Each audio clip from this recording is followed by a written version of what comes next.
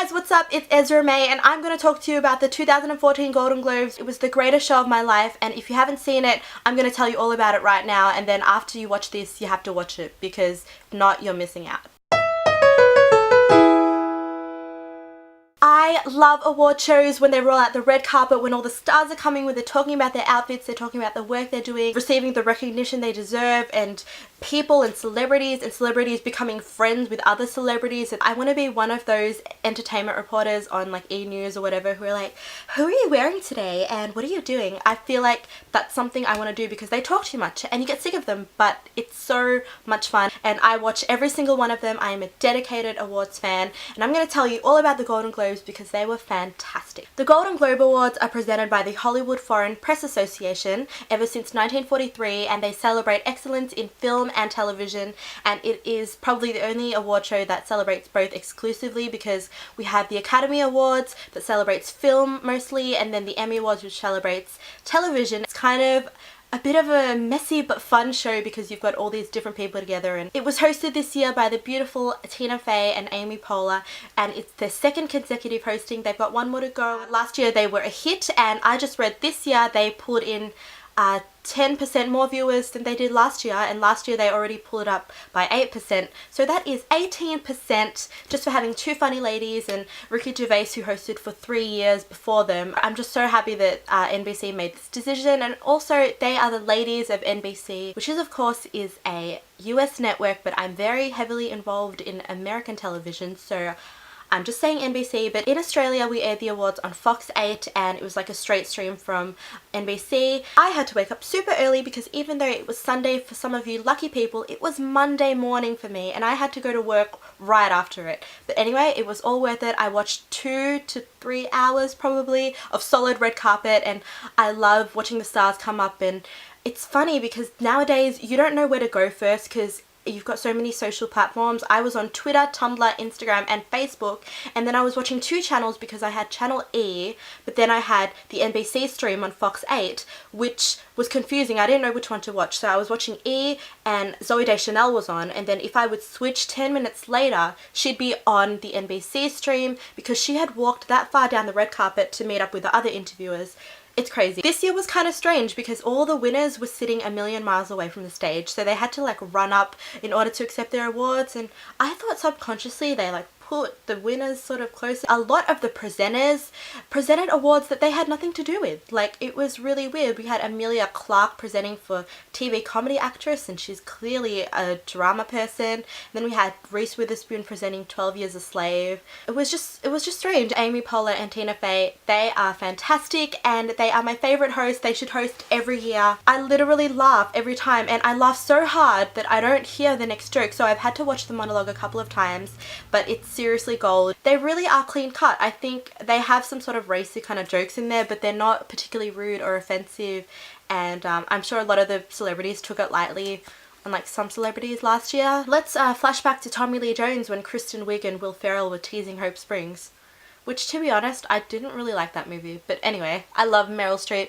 Meryl Streep did not walk the red carpet and I was disappointed, but Meryl, I know how you feel and I know why you didn't. I know you don't want to answer stuff and you've been through this and done all that already, but it was great to see your lovely face there in the audience sitting next to Julia Roberts and you guys being really cute the whole time. And even though she didn't win, I'm proud of Amy Adams because she had a wonderfully constructed speech and she is just beautiful. I think she's a great person. There was a lot of buzz about American Hustle that won Best Film, Best Comedy or Musical Film of the Year, and Jennifer Lawrence also won. And to be honest, when I watched the trailer I didn't really want to watch it. I thought it sort of looked like a play, and I'm sick of Jennifer Lawrence always working with Bradley Cooper. Like, you know, give someone else a break. But she is a good actress, and I don't know, the awards kind of made me want to watch it. I haven't seen it yet. I really want to see 12 Years a Slave, Saving Mr. Banks and Philomena. They all looked really good, and that's why I watch award shows, because sometimes before you go to the cinemas you kind of want to see what the buzz is all about.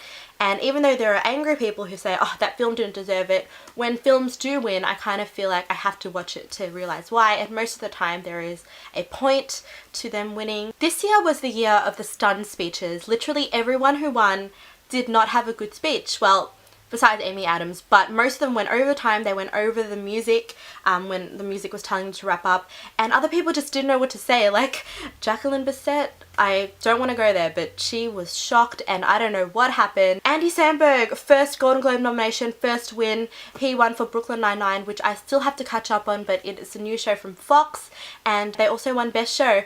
And Andy Samberg's speech was hilarious, but he is hilarious and I kind of have a thing for him, so congratulations. And when Brooklyn Nine-Nine won, I was happy, but I was kind of disappointed because Parks and Recreation was first time nominated ever for a Golden Globe. They are in their 6th season and they have never been nominated, and then they didn't even win. And this newbie show with only one season won, so I don't know what happened there, but hopefully Parks has better luck at the Emmys. On to my favourite part of the entire evening, when Amy Poehler finally won her Golden Globe for Best Actress in a TV series, comedy or musical, and she won for Parks and Recreation.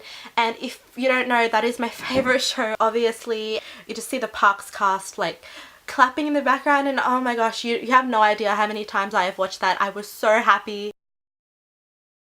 Red carpet looks, here we go, and I am totally biased. I thought the best dressed was Amy Poehler because she had custom made Stella McCartney gowns for her the entire show, and I loved every single one of them, but I particularly love her red carpet look because she had soft hair. It was nearly straight, but it was kind of had a wave at the end, and the dress was sort of cut in a really nice way, and her makeup was really simple, no red lip or anything, just a nude lip, and she looked gorgeous. Definitely Tina Fey also looked beautiful on the red carpet. My other favourite looks were Zooey Deschanel. I thought she looked really pretty and I loved her daisy nails. Lupita Nyong'o looked absolutely gorgeous.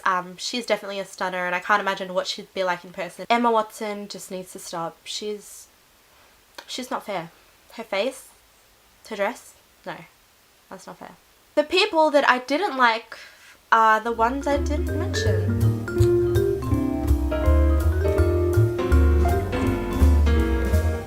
Quite a few, but I say overall I enjoyed the red carpet. Another favourite moment was when Kyra Sedgwick and Kevin Bacon presented their daughter Sosie Bacon as Miss Golden Globe, and then Tina Fey comes out and says because of gender equality there needs to be a Mr. Golden Globe, and this boy comes out. At first I literally thought it was a boy, but it was Amy Poehler dressed up as Randy, and I must say she looked amazing.